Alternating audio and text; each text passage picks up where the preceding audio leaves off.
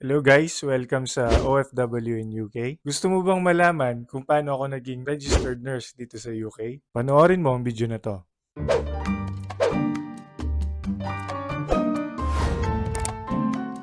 Hello guys, ikukwento ko sa inyo ngayon yung process kung paano kami naging registered nurse ng aking asawa dito sa UK. So, ikukwento ko yung from the start na nag-register kami sa NMC up to dun sa point na na-receive namin yung aming mga PIN. Para magkaroon kayo ng idea kung ano ba yung mga step by step na process na ginawa namin at gaano katagal yung duration from application up to nung nakapunta kami dito sa UK at nakapagtrabaho as registered nurses. Just to give you a brief background, galing kami ng asawa ko sa UAE. From UAE, doon kami nagtatrabaho, nag-apply kami doon. As we go through, makikita nyo yung naging mga steps na ginawa namin o yung process na sinundan namin para makapunta dito sa UK. Yung ibibigay ko nga palang examples ngayon ay yung aming naging experience. Probably magkaiba ito sa naging experience ng iba or magiging experience mo. But at least magkakaroon ka ng idea ano yung mga gagawin o dapat gawin para makapag-register or para makapagtrabaho dito sa UK as nurses. Nag-start kami ng application noong July 30, 2021. So imagine, 2024 na ngayon. How long did it take us to complete the process para makalipat dito sa UK? So again, we've started July 30, 2021. That is NMC registration for eligibility and evaluation. Nagbayad din kami doon na £140 for the evaluation. Ito yung online application sa NMC. So first, gagawa ka ng account. May mga steps doon sa website nila kung ano yung mga kailangan mong gawin o kailangan mong isubmit para ma-check nila kung qualified ka ba to be on their register. Isasubmit mo doon yung mga requirements. One of them is your proof of identity like your passport. In our case, sinubmit namin yung aming mga passports. Tapos yung eligibility o yung evidence of qualification. Kami, ang sinubmit namin na requirement ay yung aming PRC license from the Philippines. Tapos as I remember, nangangailangan din sila ng state board verification na pinaayos namin sa aming mga relatives from the Philippines. Kasama din doon sa mga requirements yung health declaration. Sa aming case, may mga kilala kami na mga doctors. Isa sa mga kamag-anak ko ay doctor sa Pilipinas. So kindly ask their help to help us. Magsisend si NMC na email sa kanila and they will answer that email and send it back to NMC. It will tell them kung fit ka ba talaga to work, especially here in the UK. Meron din dong mga character clearance. Sa amin noon sa UAE, kumuha kami ng police clearance doon sa UAE. At pagkakatanda ko is kumuha rin kami ng NBI clearance sa Pilipinas just in case. Tapos nga is mangangailangan din sila ng language test. Sa aming case, ang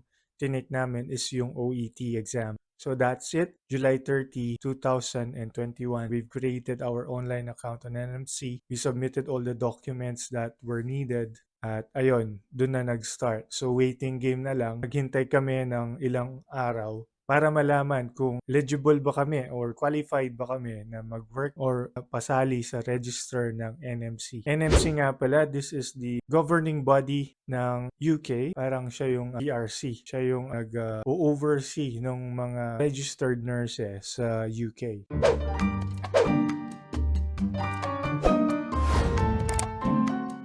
Pagkatapos noon, August 1, 2021, nag-start na kami maghanap ng mga pwedeng mapag-reviewhan for our OET. May ni-refer sa amin na review center na nagbibigay ng online teaching classes para ma-prepare ka sa OET exam. May bayad yon of course, but examining ourselves, especially me, hindi ako masyadong magaling mag-English or makipag-converse sa English. Hindi talaga ako ganun katatas sa pag-English. Sabi ko sa asawa ko, it would be better kung magre-review tayo or magkakaroon tayo ng isang review center for that OET exam para sure. Pumayag naman yung asawa ko na i-take yung review kahit na may bayad. Kasi nga para sa amin din naman yun and for our benefit. Considering na nagtatrabaho din kami, hirap talagang mabigyan ng time yung pagre-review. Pero nga dahil you will be encouraged to do the review when you have a goal.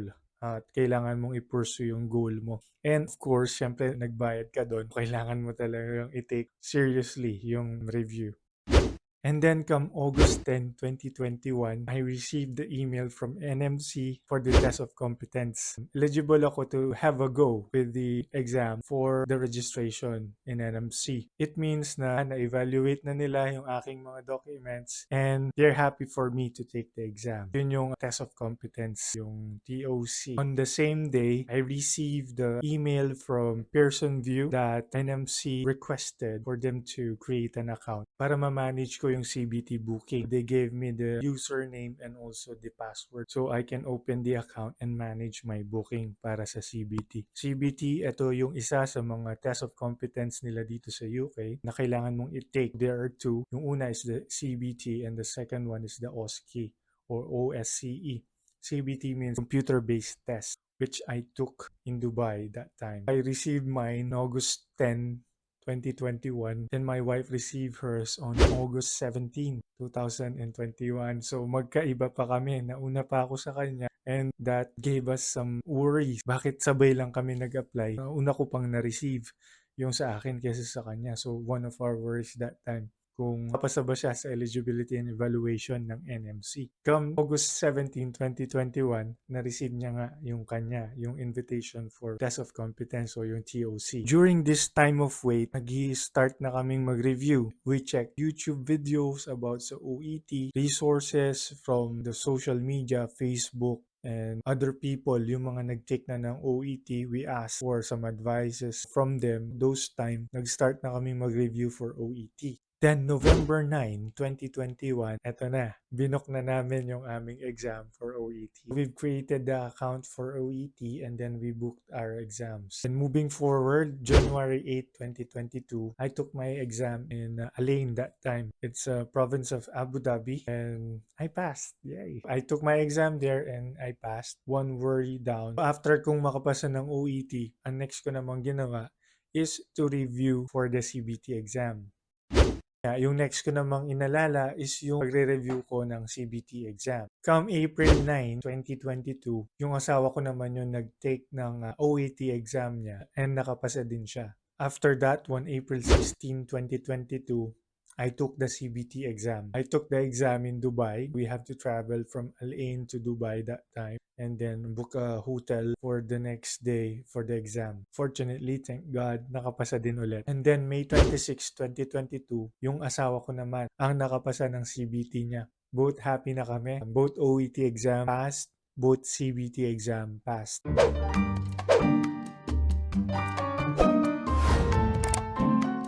Ang next naman na aming aalalahanin that time is yung paano makakuha ng job. Hindi pa doon natatapos. To get to the UK, you have to find an employer na mag-i-sponsor sa'yo para makapag-travel to UK. So after those, the OET and CBT, kailangan mong mag-apply kaagad kasi may expiration yung mga certificates na yon. So you need to find an employer to sponsor you to go to the UK.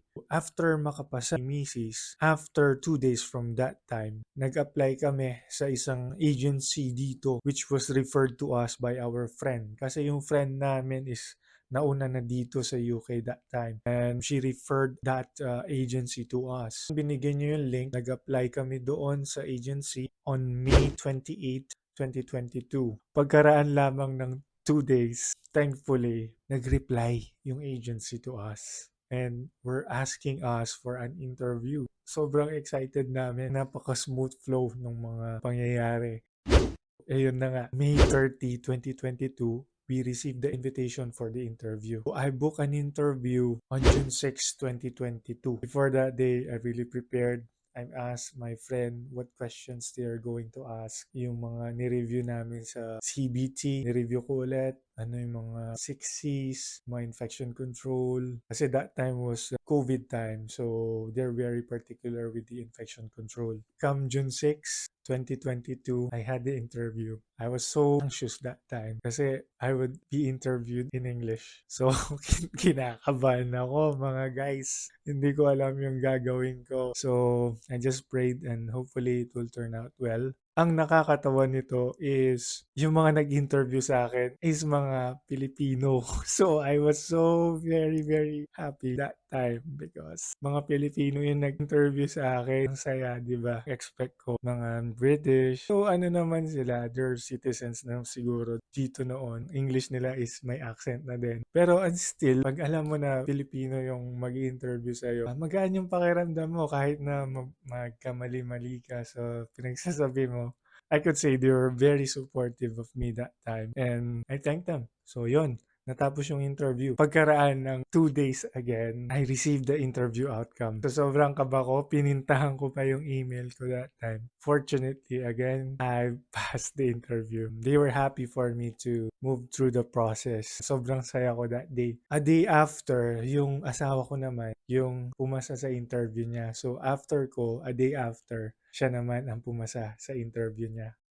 That day, when I received the email from them na congratulate ako and they're happy for me to proceed with the process of going here in the UK as a nurse, kasama doon yung mga requirements na pinapa-send nila sa akin. Yung mga requirements is gagamitin nila sa kanilang pre-employment checks and also pinagawa na rin nila sa akin yung template ng COS at pinasend nila yon kasama yung other documents. COS yun yung Certificate of Sponsorship. Pinapasend nila sa akin yung either IELTS or OET certificate, yung aking CBT exam certificate, NMC status screenshot. Pag create mo yung online account mo sa NMC, meron yung mga stages na makikita mo na may pag natapos mo siya, magkakaroon siya ng green dot. So, yun yung screenshot na gusto nilang makita. Proof of address. As I remember, ang binigay ko noon is yung bill ko sa Wi-Fi for 6 months. Kasi nandun yung proof of address namin sa Al-Ain noon. And then, a copy of the passport. Tapos, yung police clearance certificate na galing sa UAE noon. May expiration date din yun. Kaya kailangan mabilis yung pagsasubmit ng documents para ma-process sila kaagad. Na-submit nila sa akin yung nursing qualification certificate. Yun yung aking bachelor's degree. Then, pinasubmit nila yung aking nursing registration certificate, which is yung aking license sa PRC. Pasubmit din sila ng 2 referee contacts. Nag-send sila ng email. Hiningan ko muna ng permission or consent yung mga tao na sesendan nila ng email. Tapos, kinuha ko yung email address nila. Then, sinend ko dun sa aking future employer. Hiningan din ako ng TB certificate. If you're outside of the UK, hinihingan nila ng certificate yun. Pero ako, since I've been staying in the UAE for a long time, tinanong ko si employer or si agency that time kung kailangan ko pa bang mag-submit ng TB certificate. And sinabi niya naman na hindi na daw kailangan. Kailangan lang yun kapag nanggaling ka dun sa lugar na kung saan may mga incidences ng TB. Hiningan din ako ng COVID vaccination certificates that time. Kasi nga, as I've said, that time was time of COVID. Kailangan nila ng mga COVID vaccine certificates para malaman kung safe ka ba to travel. And then lastly, yung COS template, yung Certificate of Sponsorship template, sinagot ko na din yon.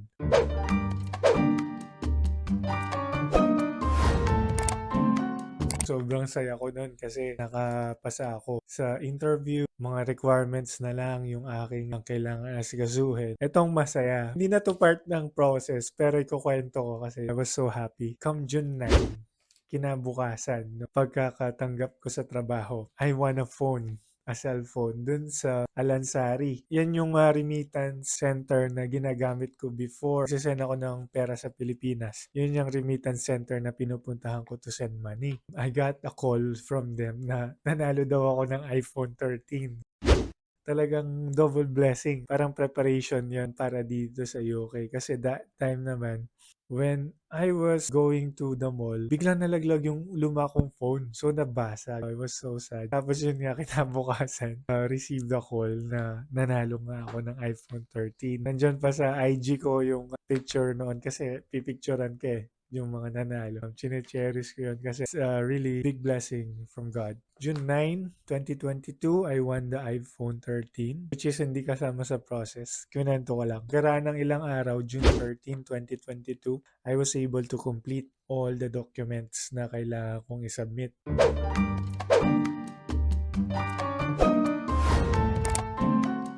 After kong isubmit lahat ng documents, waiting game na naman. After all the documents I've submitted, magiging okay ba ang lahat? Will I get the COS? Isa yun sa importanteng bagay na kailangan mong makuha yung sponsorship para makapag-apply ka ng visa. Come July 18, so it took us almost a month.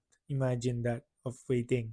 July 18, 2022, our COS came out. Nakahinga na kami. Kasi hanggat walang COS, wala pa. Hindi pa sigurado. After a month of waiting, lumabas na din yung aming COS. Then, sa email na yon, pinag-create na kami ng account din to apply for our visa. By the way, yung visa pala, si employer din ang magbabayad. Merong link yung email na sinend nila sa amin to apply for the online visa. Yun yung sa VFS Global naman. Yung link, fill out namin yung mga kailangan i-fill out doon and then we send it back to our employer. Tapos si employer binayaran niya. And after niyang binayaran, nakapag-book na kami ng personal appearance sa VFS Global. Yun yung sa visa na. Fingerprinting, submittance of documents, tapos yung picture. August 1, 2022, nagpunta kami ng VFS Global. Ginawa namin lahat doon, fingerprinting, send of documents, picture taking, and then nag-notify din siya the same day after we finish na sinubmit na daw nila yung mga documents sa UK Embassy. We submitted our passport also that time to them kasi tatatakan nila yung passport mo, ilalagay nila yung visa.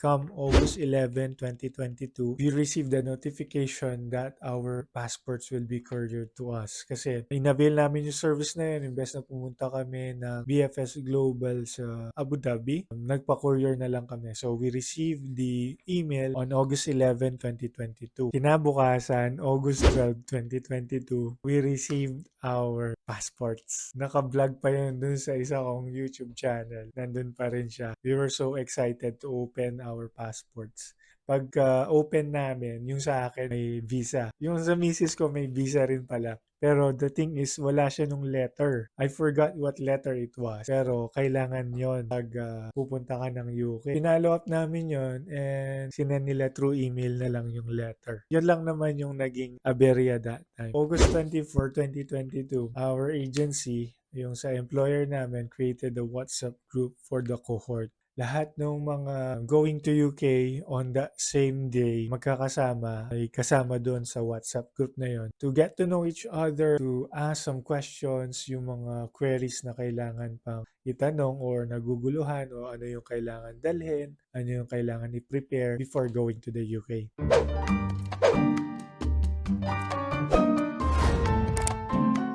Siyempre, galing kami sa UAE that time. Nag-work pa kami. I need to resign and I need to cancel my labor card and my visa. Which is, ang hirap gawin unless hindi ka pa sure na may babagsakan ka. We made sure na magkaka-visa kami and all before kami mag-resign. August 30, 2022, na-cancel yung aming labor card and yung residence permit sa UAE. Ayan na, since na-cancel na yung aming mga residents, ang law sa UAE is meron ka lamang 30 days to stay. Magiging tourist visa ka na lang, so meron kang 30 days to stay sa UAE. So kailangan namin makaalis ng UAE before the visa expires. Moving forward, September 1, 2022, we received an email for the pre-arrival catch-up kasi it's been a month ulit since nagkausap-usap kami nung aming mga future employer tsaka nung cohort. An email na magkakaroon ng webinar to ask yung mga last minute worries and questions, preparations na kailangan gawin. So that would be the following day, September 2, 2022. That time, syempre paalis na kami ng UAE, nagkayayaan yung mga friends namin to go out and spend the day. Kasi nga, malapit na kaming umalis. Nasa Dubai kami noon, nasa Burj Khalifa kami. Nasa loob kami ng Burj Khalifa when we had a webinar.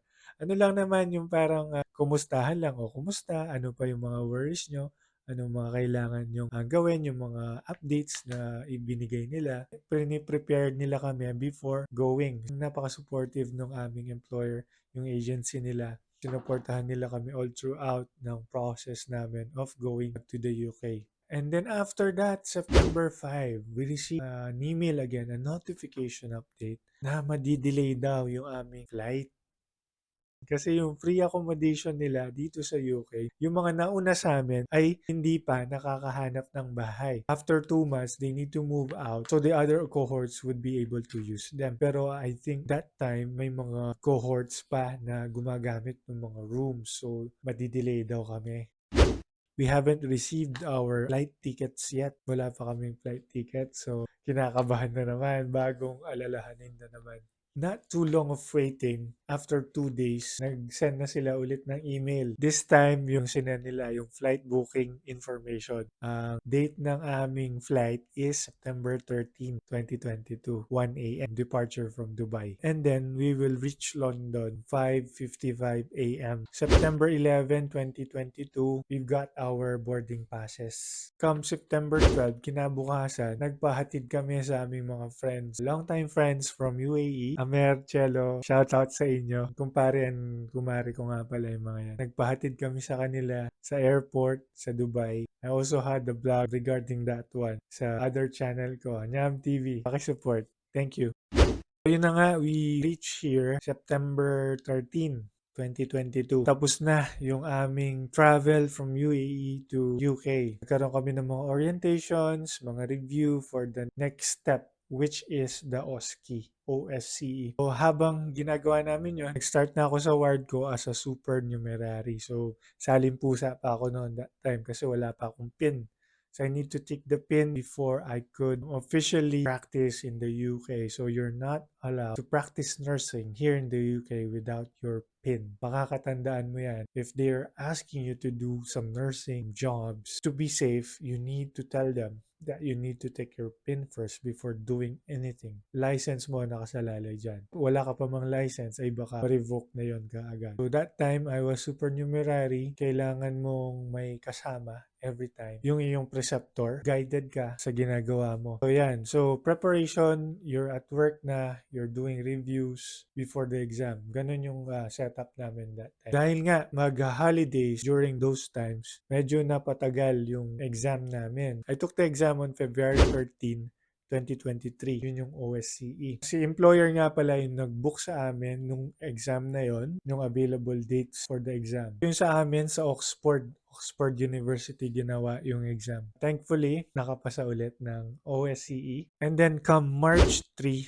2023, nag-send si NMC sa amin ng email, which is the registration declaration. Letter yon na mag-instruct sa'yo na i-check yung details mo sa site nila. Once okay na lahat and you agree na tama lahat yung mga nilagay mo, yung lahat ng information mo dun sa site nila, ipoproceed na nila yung iyong registration. After ko nga mag-okay doon, few minutes lang yata is I received my PIN. I am officially registered as a nurse in the UK. So from July 30, 2021, ginawa namin yung aming NMC account. Umabot kami ng hanggang March 3, 2023 hanggang sa nakuha namin yung aming PIN. So ayan yung aming UKRN journey. Hopefully nagkaroon kayo ng idea kung ano yung mga process at kung gaano katagal yung ginugol namin to reach our goal na makapunta dito sa UK. If you find this video informative, like the video, subscribe, and click that notification bell para updated din kayo sa aming mga other uploads. And kung may mga questions kayo, just leave them in the comments below para mapag-usapan natin. Ang experience namin yan is may share namin sa inyo. Kita-kita tayo ulit next time dito sa